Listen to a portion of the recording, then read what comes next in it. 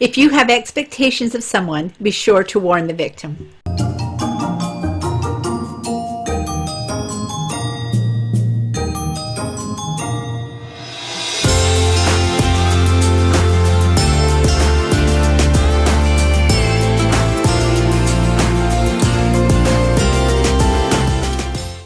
Welcome to this episode of Choose, where an actor And a therapist pull up a couch on the stage of life to help you use your power of choice to keep your expectations realistic. I'm Cindy Barlow, the actor. And I'm Wendy Rawlings, the therapist. And we're here to remind you that you can't choose your challenges, but you can choose your response. In every episode of Choose, we always like to leave you with a tool to help you choose your response. And today we have a doozer, so stick around. Expectations. Everyone has them. Sometimes we don't even know we have them until they're not met. I don't know how many clients I've had come in and say to me, I am so sad or I'm so angry because of what was done or what was not done. And I say, well, what did you want to have happen instead? And invariably they say, I don't know. I just did not like what was happening. Oftentimes, we do not know what we want. We just know when something happens, we didn't want that. And this is one of the big red expectation flags. When we're not in touch with what we want and we can't communicate it, we kind of get what we get. And then we get upset. Right. And, one of the signs of evolution, as we've been talking about, all these weeks, is just self-awareness. And so for the sake of this discussion, that is knowing that what we can really expect from ourselves and others, and really how to ask for it. And, the key here is realistically, we're very unrealistic sometimes about what we want from other people or what we want from ourselves. And I have this really wonderful story to tell you that actually happened last week when Wendy and I were doing our podcast on comparing. And, she's my sister, so I idolize her in a lot of different ways. She seems so good at doing things that to me are really difficult. And we have this joke because Wendy can juggle better than any of the rest of us. And, if something needs to be done, it's like, actually, Wendy, you missed your call. You could be a party planner because someone could call you and say, we're having a party tonight. Could you plan it, get it together? And like Wendy would have it all together. Like it's like she's amazing. So when we're doing these scripts together, we take turns writing them. And so it's my turn to write. And what I notice is every time it's my turn to write, I'll send the script to her and then we'll meet and she'll be like, okay. So for me, comparing myself with her creates expectations for myself. But I had a super big expectation that she would be like, oh, Cindy is so great. I just really love it. And, that she would be more, enthusiastic about what I did. And so what I was noticing with last time, and we were talking about comparing, is I was really comparing myself to her. And I was starting to create a resentment in myself because I did not get my expectation met. And so I actually did the whole exercise before we shot last time. So if you see that episode and you go back and see, I had gone through that whole process of how to let go of comparing, because you totally despair when you compare. So what ended up happening was I said to Wendy, because we trust each other and I'm a little more evolved than I used to be, I just said to Wendy, look, I need something from you, and this is what I need you to do. And I need you to say these words. And because I'm an actor and a playwright, I can write the script for you. And I said, I want you to say this, this, this, and this. And Wendy is so good that she's really good at listening, really good at being curious. And so she was really cool about just making those changes. But it would never have happened by, number one, I hadn't have been aware, and number two, I hadn't have asked. And I have to show you, because this is an example, because Wendy talked about, we don't know where some of these come from, and they come from when we're, they come from when we're little. So like, I started off like this, all happy, and then I kind of went to this, and then I went to totally this. This is exactly how I felt. So do you want to say anything more about that story? It's a great story, and that especially when our expectations aren't met, it's never our adult expectations that aren't met. It's our child expectations. Well, we do have adult expectations that aren't met, but we don't act like that. The adult doesn't. It's the child that just feels crushed and hurt. And sadly, I caused that in you unintentionally. I was picking up some underlying stuff that I did not act on because my whole life at that moment was so juggling busy. And, but it all worked out, didn't it? And so that exercise that you did last week, works It because, really works, you guys. yeah, You've got another one that's going to really work too yeah, today. yes. So, Wendy, would you like to show us what we can do when we start to go into this this place of resentment or this place of comparing? Yes, we're on, we're live. We're on, yeah. So I am going to show you how a relationship develops and this is from Steve Covey's work. So when we first meet people, we are two independent parts, and sometimes we just stay in those parts. Sometimes we just decide to stay independent and just have this relationship thing that kind of goes back and forth, but there's no real intersection. There's no real connectedness. And that's what an independent relationship looks like. But then sometimes if we're not having a healthy relationship, we get one person pulls into the other person and become dependent on them. And that frequently happens. It's not a healthy relationship by any means, but that's what a dependent relationship can look like. And that person in the middle relies on the person on the outside to meet their needs, to take care of them, to read their mind and know what they want, because the person on the inside just wants to feel secure and loved and safe. The person on the outside sometimes wants to control the person on the inside, but they get kind of tired of this kind of relationship because it isn't healthy. How does expectations how do people engage in the dependent relationship in terms of expectations? So the person on the inside expects the other person to take care of them, to know what they want. There's not a lot of asking usually that goes on, but sometimes there is. A lot of times it's very passive aggressive asking. The person on the outside sees themselves as either more capable and competent, or they see themselves as just being a martyr who takes care of, or they see themselves as someone who needs control of that other person. So those are the expectations that play out in that. This last relationship is an interdependent relationship, which is more healthy. And you'll see that both circles have retained their identity, their individuality, and independence, but they share this relationship in the center here. And that's where the relationship lives. And that is what a healthy relationship looks like, where you both give and you both take, and the relationship happens, but you don't give up yourself to be in that relationship. Thank you. Thank you, Wendy, for sharing that.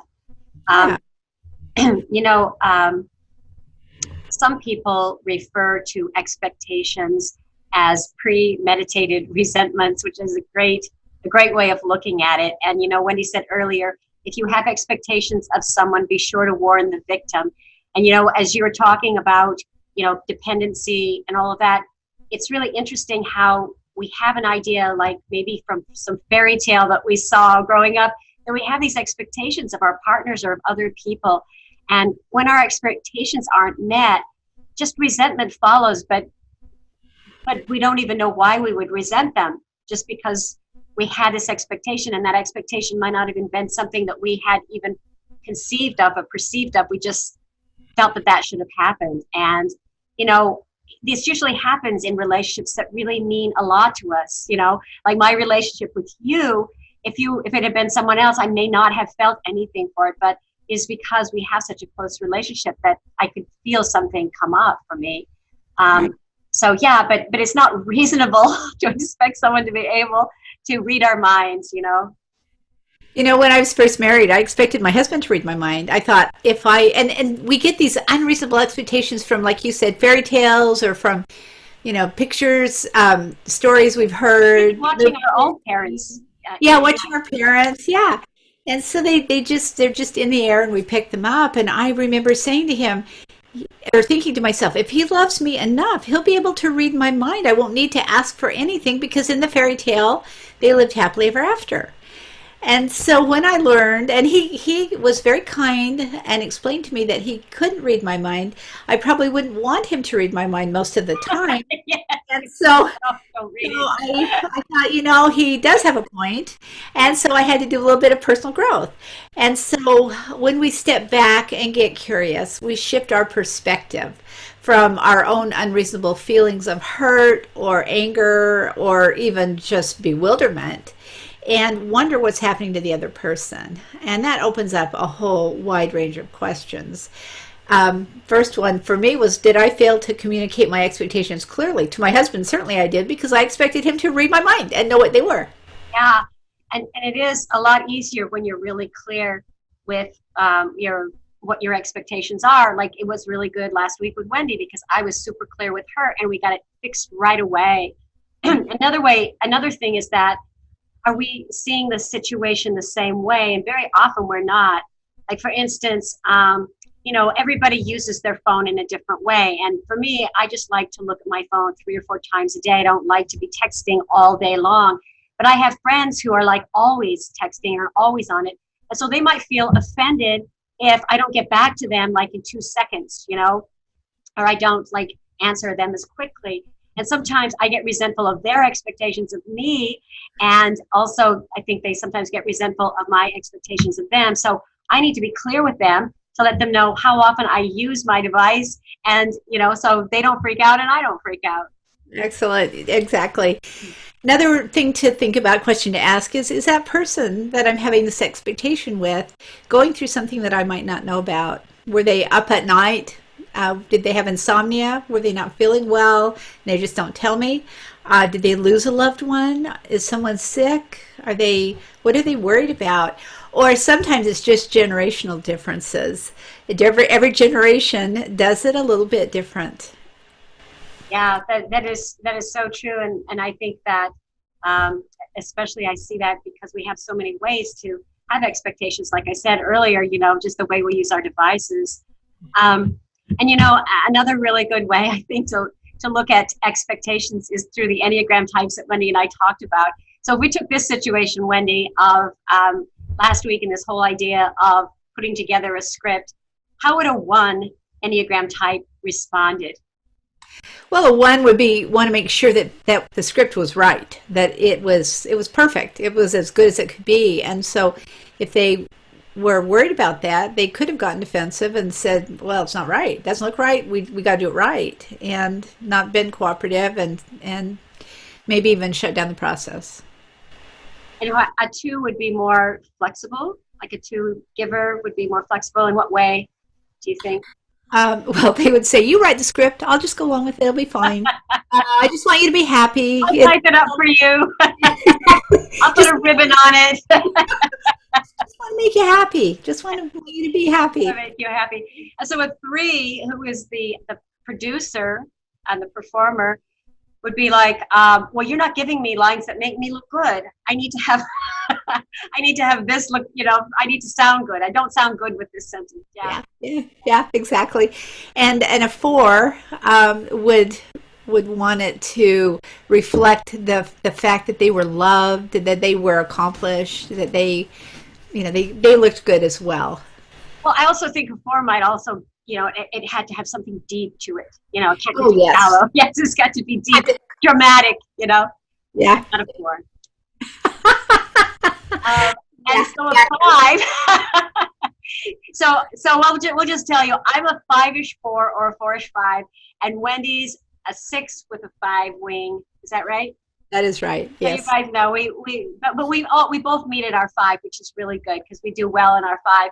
And a 5 would be more of well, okay, she's going to do that, but I know the really right way this should be, but I'm not going to tell her because I'll just let her screw it up. Well, on that limb.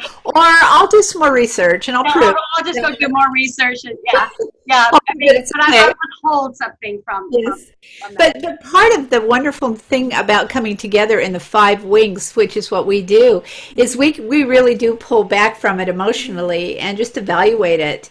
And so that makes it work really well. Actually, that's really true, and that's where a five can teach us all, because five is about observing. They're the observer, so it's like pulling back and going, okay, what's going on, and go home and research it, and But then it's come back the and figure investigator, out. yeah. And if you've got your research to back you up, you're golden. Right. Yeah, that's right. So the six is the loyalist. The six would go, oh, inside, I'm feeling really guilty and I'm really afraid that they might not like me, but I really am afraid the script is just not going to work either. So where do I go with my fear? Do I say something? Do I not say something?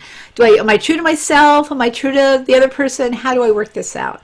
And on any given day, tossing a coin, a six is going to come down on one side of that or the other. The one thing that's great about a six, and it's one of the things that I really love about Wendy's six, is that, and maybe it's the reason I compare myself to her, because she's already like 5 moves ahead. That's what sixes do. They're like, oh, okay, I can see how, like if there's a fire somewhere, just follow the six, because they'll know where all the exits are. And that's what Wendy is so good at, and that's one of the ways that she sort of grounds me and keeps me realistic. So a six is very needed in this. So like if I were a 7, this is how I would have reacted with a 7. It's like, no, my ideas are great. Come on, get on board with it. Like I am so like, this is the cool thing. You want to have street cred, like do it this way, okay? And it's like this. I am the fun person. And eights, they have a vision and they want to be in control of the vision and want to be in charge. They're natural leaders, and so they would say, no, we're going to do it this way. We're doing it this way. Go big, go home. And how dare you try and change something that I did? Because it was so amazing. It was amazing. Yeah. I only do amazing work. What's wrong with you? Yeah.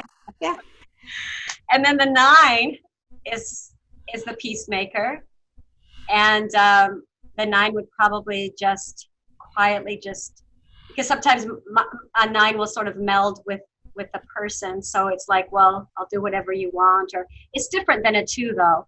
The 2 wants to do it out of helping. A 9 just doesn't want to make waves. Don't want to make waves. Yeah. So we'll just sort of step back and deal with their emotions on their own, but they won't want to engage in it. Correct. So yeah. So what did you do, Cindy, to get out of the conundrum of being a 4 with a 5 wing and trying to resolve this? Well, I start with just like searching for alternate reasons why my expectations weren't met. And when I do this empowers me, because I don't make you take responsibility for my feelings or expectations. And then it allowed me to look with compassion rather than entitlement. I mean, like this is total entitlement, right? Like it's got to be my way. And those alternate reasons are and were just as likely to be closer to the truth than the story that I cooked up about you and what I thought that you needed to do for me. And I always really love what my friend Byron Katie says. She's like, no one can hurt me. That's my job. And when I step back and I just see, like, I knew you were busy. I knew you had a lot going. But I just wanted you to take care of my feelings. And that was all. I had that expectation. That's what a good big sister would do, right? Yes. Yeah. So truth is, most people are doing the best they can at any given moment. I did not wake up that morning and say, I wonder how I can mess Cindy up today. I can't wait to get this going. I can't wait to get started. So as we meet people where they are and not where we want them or expect them to be, we'll see them for who they are. And we'll be able to have a more genuine, real relationship with them. So there's sort of 3 things to keep in mind with the best relationships. They have clear, reasonable, and shared expectations. Yes, and we're going to show you a tool on doing this. Okay, so this is a really simple tool. All you have to do is draw 2 intersecting circles, just like the interdependent tool that we showed you. I've got my circle that says Wendy, I've got Cindy's circle that says Cindy, and this is what we're going to do. In my circle, I'm going to have Cindy list things, qualities that she sees in me that she values, that she enjoys. And if you're doing this by yourself, for a relationship with another person, you can do both sides of the circle. If you want to do it together with that other person, do it this way. So Cindy, take it away. Okay, so so Wendy has great ideas. She's like amazing with ideas. Her commitment to our relationship and to what she does is amazing. It blows me away how committed she is to people. Wendy's so funny. We have such a good time. I think we laugh as much as we do anything else. Her humor gets us by. Yeah. Yeah. And, she's so brilliant in her clinical knowledge. It always blows me away. Anytime I have a really big problem, I will go to Wendy, and she really helps me unpack it. So I really trust that. She's very loving. She's so loving to me, to the whole family.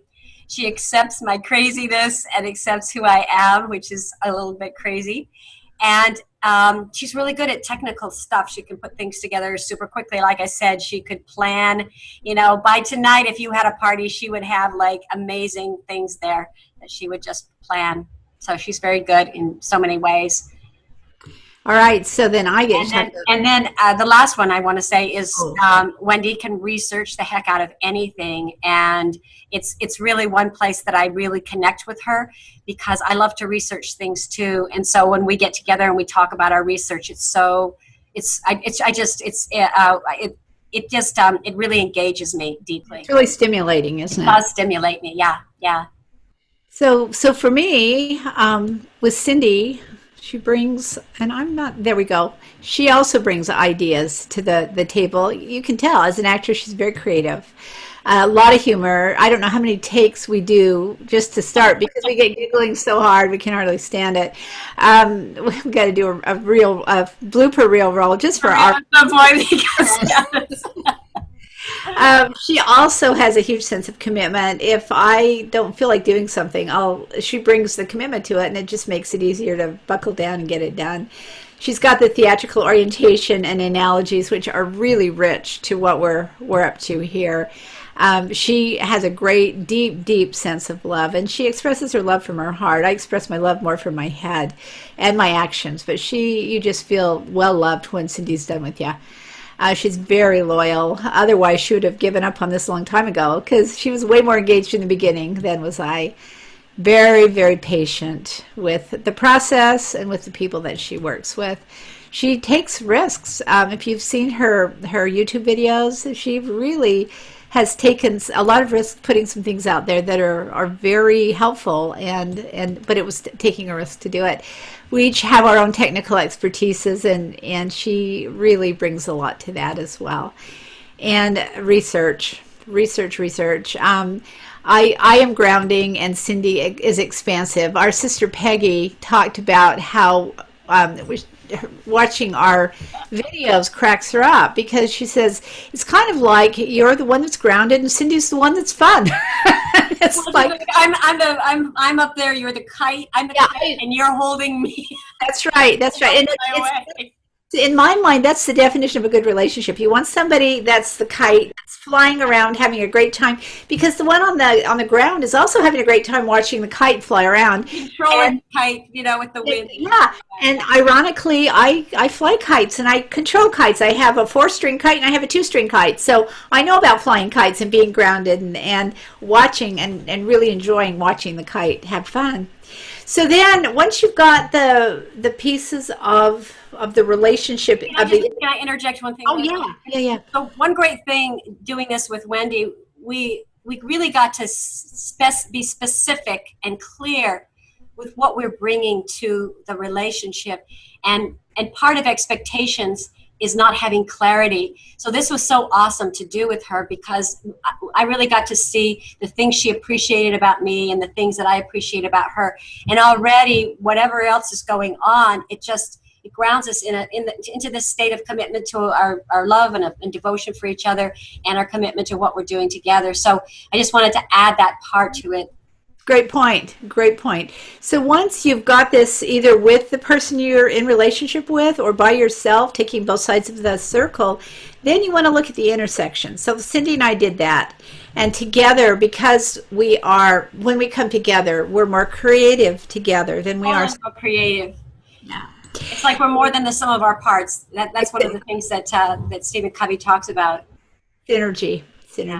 Synergy. Yeah. And we laugh a lot more than I laugh by myself. I laugh a lot more, Cindy. Um, there's a bigger dedication. It's dedicated to a bigger thing than just each of ourselves individually. In our own lives. Yeah. Exactly. And then we share a vision. We create it together, and then we share it together. And we support each other as we're doing it. We feel the support of the other. We have collective wisdom that we glean from our research and from our life experiences and the experiences of others that they share with us. There's that unconditional acceptance also that we feel when we get to work together, and that provides such a grounding basis for everything that we do, because we know that no matter what happens, we can work it out, because we have put our expectations out there together and we've got that communication. Thank you, Wendy. One of the things in just looking at that, it's like, it's so fun to see my relationship just up on a screen, my relationship with you up on a screen, and those things on the inner that we bring together. It's so nice to have them clear and be able to own them together, as this is who we are together. This is our product. Like our mission statement or our vision, that we have, or whatever. Yeah. This would work in any relationship, in a marriage. It would work as sisters on a project. It'd work as sisters not on a project. We could put our family relationship in the middle there.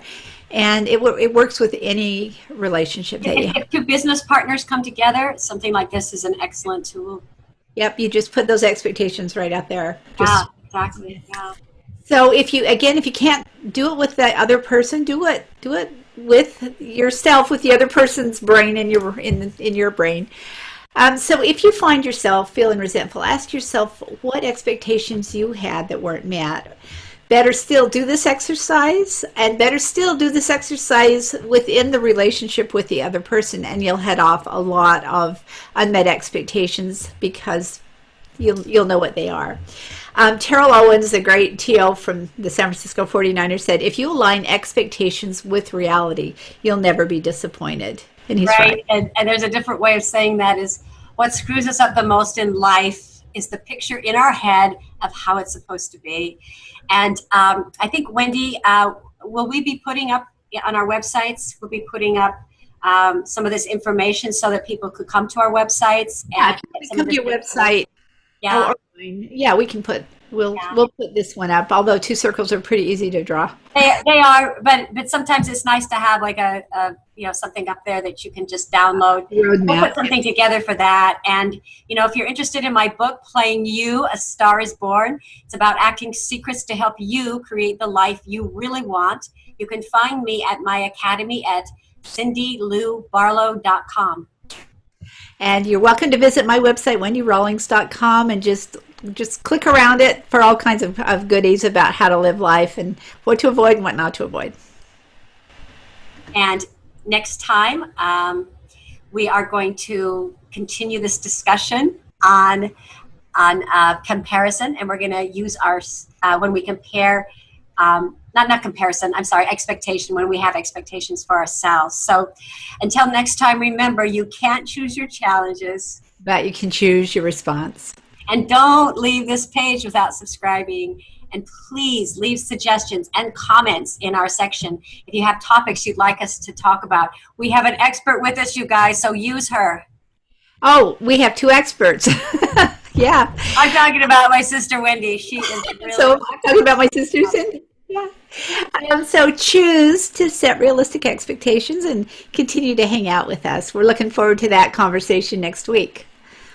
And yes, we have high expectations of you. We want to see you next time. Yes. Bye. Take care. Thank you so much for joining us today.